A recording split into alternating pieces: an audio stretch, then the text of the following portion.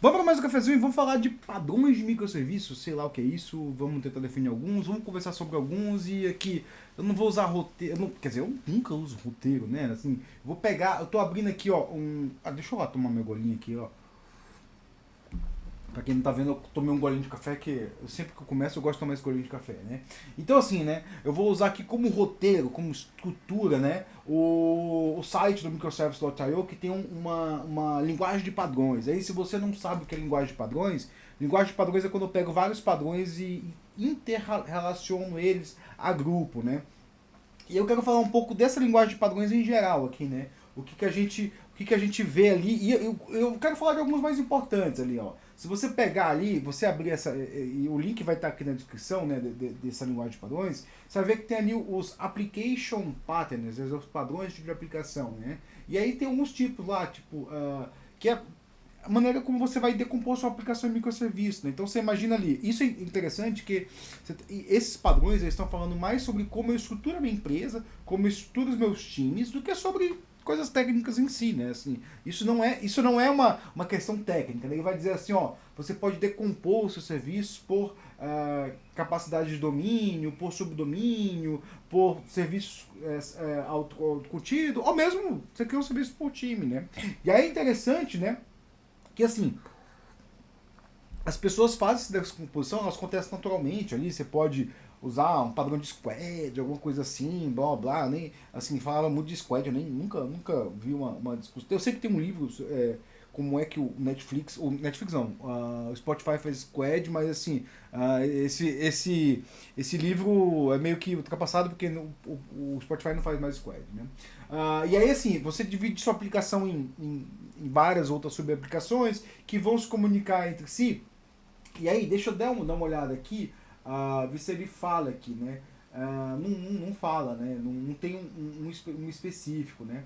Mas, né, a gente tem ali alguns padrões, assim, que vai mostrar a maneira como os microserviços estão se comunicando, né? Normalmente, a gente usa só um que está ali, que é o API Composition. A gente vai fazendo APIs, e os times ficam consultando APIs. O que eu acho que é assim, só comunicar dessa forma é uma forma meio tosca, sendo assim, forma dizendo, né? Eu gosto muito de mensageria, óbvio, né? Eu trabalho com mensageria, né? Mas não, eu sempre achei mensageria uma coisa muito interessante, muito e muito elegante, né, de fazer. Tipo, em vez de eu ficar todo mundo chamando todo mundo, eu evito eventos, assim, tipo, então não precisa saber o nome de todo mundo. Eu tenho uma literatura escrita por mim sobre mensageria, né? Que vai fazer parte de um possível livro que eu vou lançar no futuro sobre desenvolver. Que é a continuação do meu livro atual, né? Que eu já escrevi, que eu estou até pensando em reescrever. Mas eu tenho que primeiro terminar o mestrado e também é o capítulo número 2 da minha dissertação. Que é um resumão sobre mensageria, só que do ponto de vista um pouco mais acadêmico, né? E aí mensageria é um dos padrões de microserviço, né? Aqui engraçado que não tá descrito a forma como criar mensageria, né? Que pode ser como PubSub ou Kiwi, né? Engraçado que não sei, não tá. Interessante que não tá. Porque isso talvez esteja dentro, né? Mas tem uma outra forma aqui que é transaction, que é a mensageria transacional, que aí todo mundo fala assim de transactional outbox, que aí eu vou confiar no meu banco de dados mais do que eu confio na minha mensageria, porque eu quero que ele esteja se tá bom, beleza, você pode até implementar um outbox aí, mas, né, sei lá, é decisão sua, né? Tem outras aqui, transaction log tailing e transaction pooling publisher, não sei o que significa isso, é até interessante, talvez eu saiba, né, mas eu não sei o que significa o nome, né? Mas aí entra alguma. Que é assim. Aí tem aqui. Na verdade ele tem. Eu tava falando que não tem, né? Tem três aqui, três estilos de comunicação. Eu já falei isso aqui, né? Eu já falei isso aqui, já deve ter vídeo aula sobre isso, né?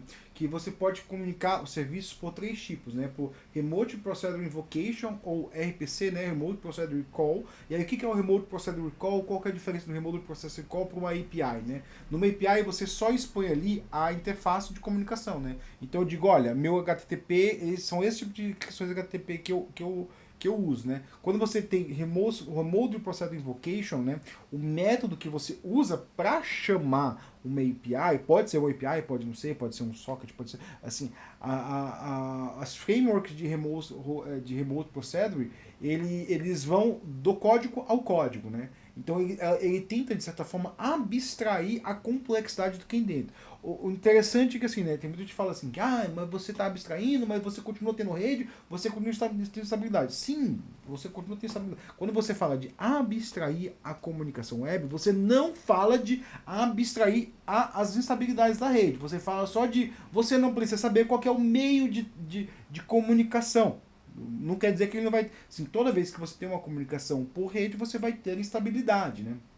Então, Remote Process Invocation está ali no Remote Process Call, que é o quê? É o SOAP da vida, é o gRPC, né? Aí quando você tem para API, está aqui também o Domain Specific. Talvez esse Domain Specific fala que seja uma API. Pode ser que ali seja também um socket, alguma coisa assim, né?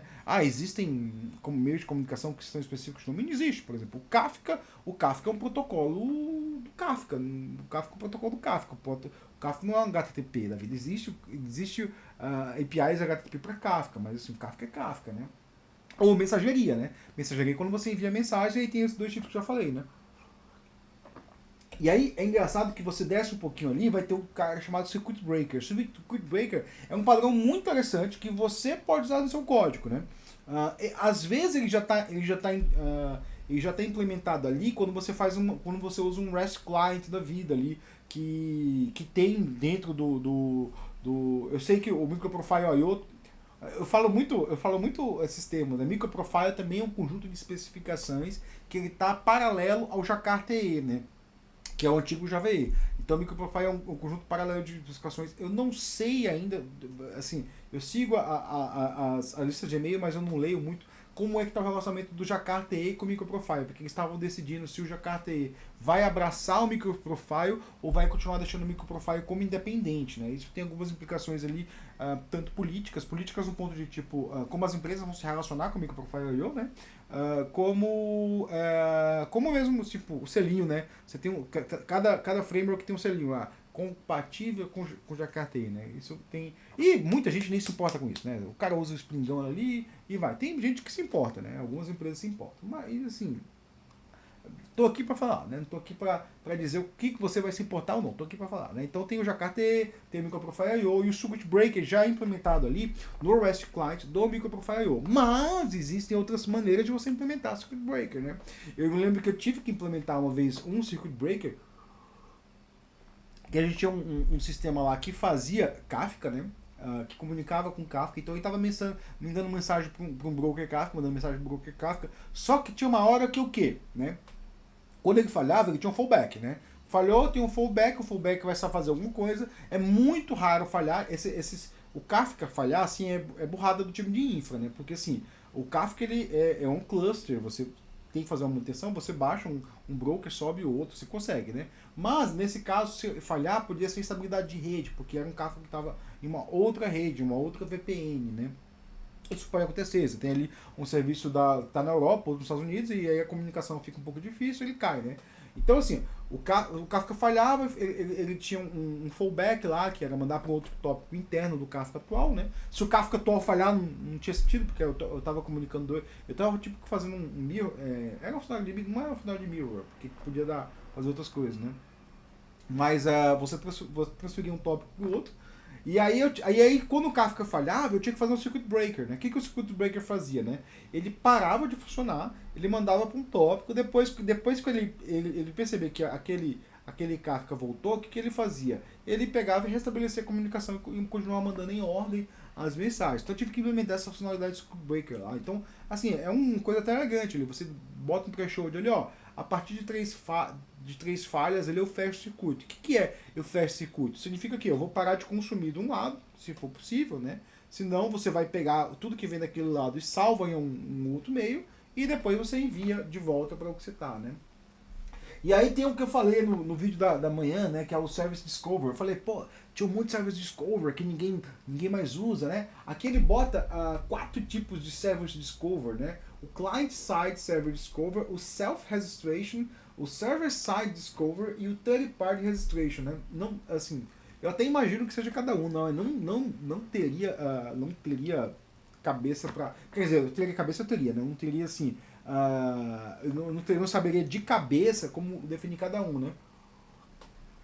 O que eu acho que eu sei de Service Discover, você tem um registro lá, você vai dizer, olha, eu sou o serviço que faz tal, então me registra aí, quem quiser vai lá, né?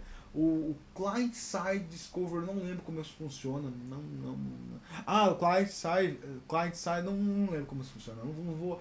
Cara, pior que eu sabia, né? 7 anos atrás, quando eu era arquiteto, eu sabia tudo isso aí de cor, eu explicava, né?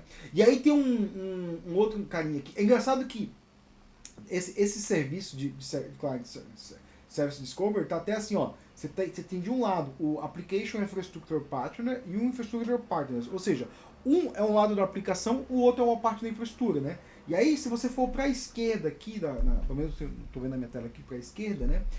Você vai ver aqui que tem os padrões de infraestrutura, que é o Single Service per Host, Service per VPN, Sidecar, Service Mesh, que são aqueles padrões de Kubernetes, que todo mundo fala, tem que fazer Service Mesh, não sei o que, e que muita gente não entende, né? Então, assim, e tem observabilidade, cara. Observabilidade é um negócio interessante que muita gente não se atenta. Aliás, eu até peguei esse livrinho aqui pra. Esse aqui eu falei que é o Microservice Pronto para a Produção, que é um livro antigo, assim.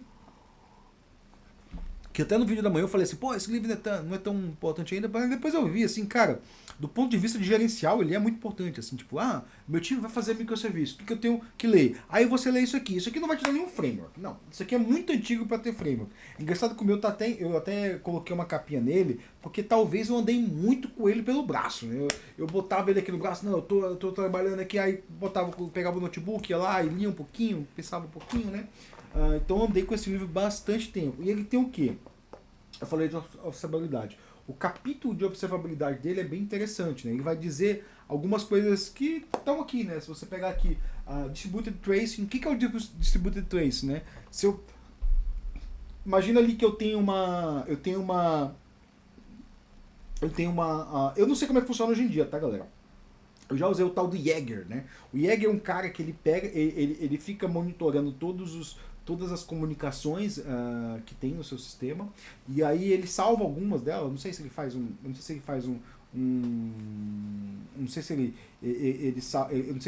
uma amostragem, ou se ele salva todo, talvez ele faça uma amostragem, né? Que ele salva algumas comunicações. Aí você pode fazer o quê? Você pode ver o que aconteceu, né? Tipo, não, o serviço tal chamou outro serviço tal, esse é o ID de correlação, e você faz um filtro por ID de correlação, você vê todas as comunicações daquela thread lá, né? Iniciou numa thread, né? Se você vai vendo você vai ver todas as correlações, aí você consegue fazer um debugging de coisas que são bem difíceis de debugar, né?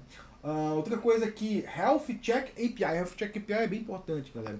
Toda vez que você for implementar um serviço Kubernetes, verifica o que é Health Check API e como o Kubernetes se relaciona. E aí pega assim, todo o seu serviço vai ter algumas dependências. Pega todas as suas dependências e linka com o Health Check. E aí, se alguma delas falhar, você fala que o seu serviço não está estável e o Kubernetes vai reiniciar todo mundo ali, né? Log Deployment and Change. Esse aqui eu nunca vi em produção, não. Tipo, a cada deployment você tem um log de deployment. Você pode fazer, sei lá, mensageria, talvez? Dá pra fazer mensageria, né? Application Metrics. Cara, Application Metrics assim, é uma coisa muito importante, galera. Tipo, a sua aplicação tem que ter métricas. Eu tenho que saber qual que é o uso de CPU, qual que é o uso de memória. Por exemplo, se eu estou no HTTP ali, quanto tempo demora cada HTTP. Talvez o seu framework já dê isso, não sei, por exemplo. Eu sei que o Kafka dá isso, o Kafka dá, né? Tanto que o meu mestrado é baseado nisso, né? O meu mestrado, para quem não sabe, eu não falo muito dele, porque obviamente eu estou desenvolvendo ele, né? É sobre um sistema é um sistema de auto-adaptativo para Kafka Streams. Então ali eu vou fazer um sistema ali que vai pegar o Kafka Streams e vai configurar ele automaticamente em execução, né? Cara, métricas de aplicações são importantíssimas. Eu já implementei trocentas métricas de aplicações no sistema da empresa, né? E é isso aí, pessoal. Tem de testing, tem de UI, tem de um monte de coisa. Então, assim, recomendo, assim, dica aí, de você pegar essa página e ler o que te interessa, cara. Fala assim, pô, eu quero saber tal coisa, né? E aí, assim, isso aqui não vai estar só conceito, vai estar só padrões. Aí depois você tem que procurar o quê? como os frameworks implementam cada coisa, né? Então é isso, pessoal. Eu espero ter te ajudado alguma coisa. Falei de muita coisa de microserviços aqui. Mostrei um monte de padrão. Só citei, obviamente, né? Tipo, não, não vou entrar a fundo neles. Se você quiser que eu entre a fundo neles, que eu fale, eu posso até entrar. Pega um aí, vê o que é. Eu posso falar mais. Assim, já trabalhei em vários deles, já implementei um monte desses caras aí. E é isso, pessoal. Espero ter te ajudado alguma coisa. Mande comentários, mande likes, sei lá, o que você quiser. E muito obrigado. Valeu!